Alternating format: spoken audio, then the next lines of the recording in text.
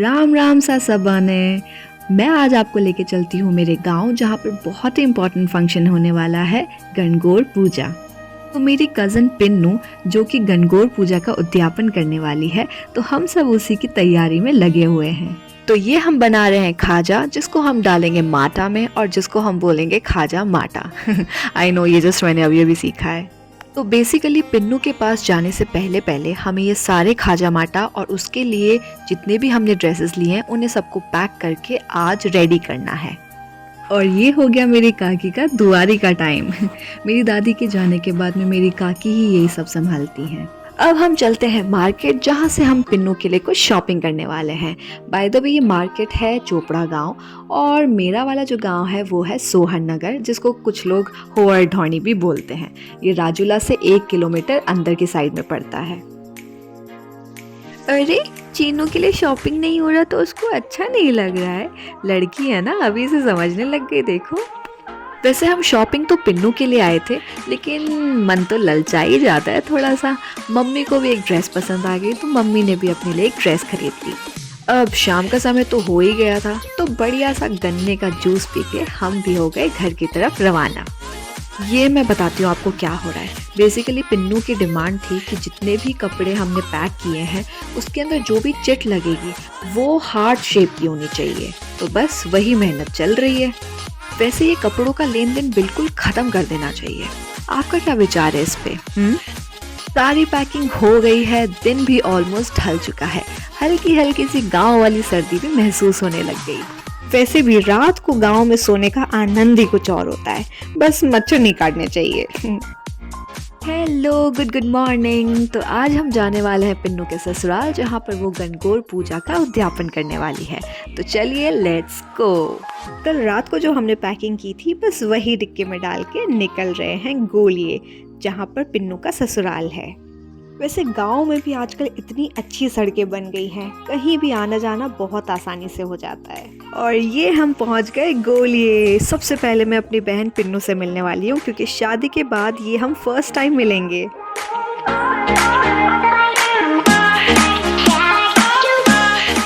वैसे गणगौर की काफ़ी प्रिपरेशन तो हो रखी है, और बची कुची कसर मेरी काकी पूरी कर देंगी।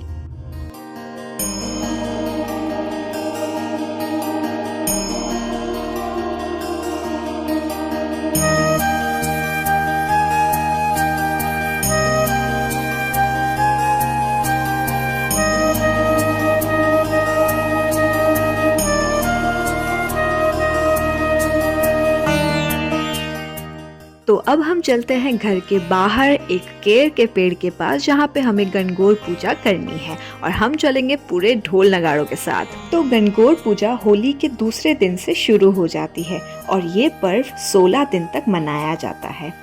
घर की कुंवारी कन्याएं और शादीशुदा महिलाएं ईसर जी के रूप में भोलेनाथ जी को और गणगौर यानी गौरी के रूप में पार्वती जी की पूजा करती हैं।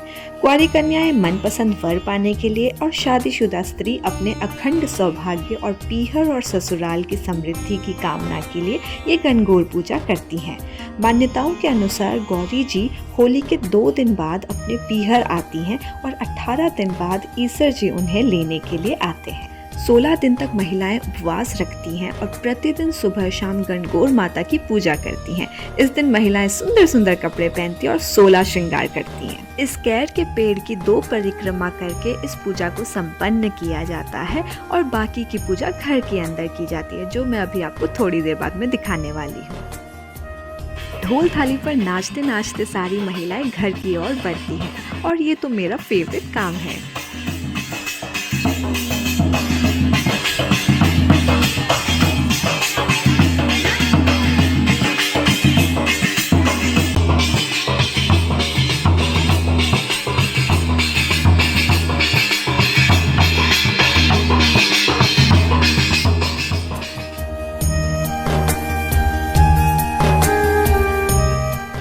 अरे रुको रुको, ये परंपरा मैं आपको समझाती हूँ।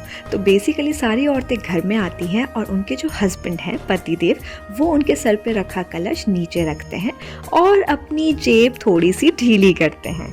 और ये है मेरे प्यारे से जीजू, जो कि पता नहीं किस बात पे इतना ज़्यादा शर्मा रहे हैं, लेकिन परंपरा तो इन्हें निभानी ही पड़ेगी।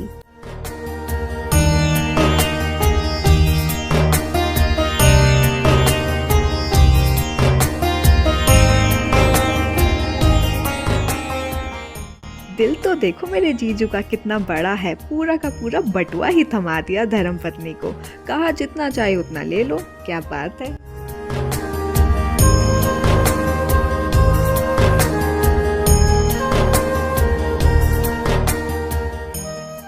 अब मैं आपको बताती हूँ घर के अंदर वाली पूजा के बारे में। ईसर जी और गणगौर जी की मिट्टी की मूर्ति को अच्छे से सजा के माला पहना के पाट पे बिठाया जाता है। ये है मेरा दातुन यानी कि नीम के पेड़ की डंडी। इसके ऊपर हल्की सी मेहंदी भी लगी होती है। और ये आ गए मेरे चावल के दाने। इसे हथेली में रख के पूरी कथा सुननी होती है। कहा जाता है कि अगर ये ऑड नंबर में आते हैं तो यानी कि आप काफ़ी लकी हैं। ये सब होने के बाद में महाराज जी हमें कथा सुनाते हैं। हमें यहाँ पर टोटल 3 कथा सुनाई गई थी, जिसे हमें बड़ी ही शांति से और ध्यान लगा के सुनना होता है।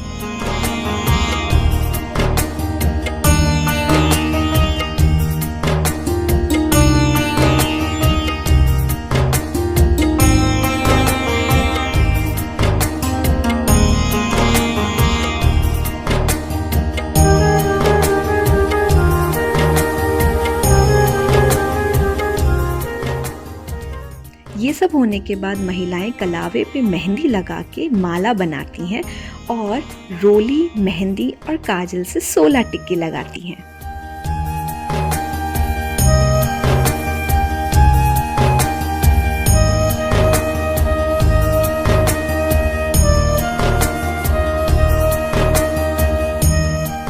अब आते हैं मेन चीज पे, जो कि है जिमन, क्योंकि बहुत तेज भूख लग रही है। ये है मेरी थाली, जिसे बड़े ही दबा के मैंने खाया, और क्योंकि जिमन हमेशा दबा के ही खाना होता है। और ये सब खाना खाने के बाद ये थी मेरी स्थिति। हम पेट भरन जिमन ठोको जनी हुई से। अब मैं आपको दिखाती हूँ एक एकदम तगड़ी चीज। ये देखो, जैसे ही बच्चा रोए उसको डाल दो इस होममेड घोड़ी में। मतलब क्या बात है, गाँव में लोग क्या क्या कर रहे हैं, मानना पड़ेगा।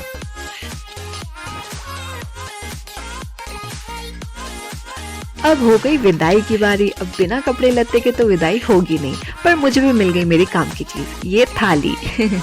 बस गर्मा गर्म चाय पी के हम भी हो गए यहाँ से रवाना। आज का दिन तो बड़ा ही मजेदार था। मैंने खुद अपनी लाइफ में पहली बार ये सब चीजें देखी और सुनी। मुझे तो बहुत मजा आया। आपको कैसा लगा? I'll see you in the next vlog. Till then, take care. Bye bye.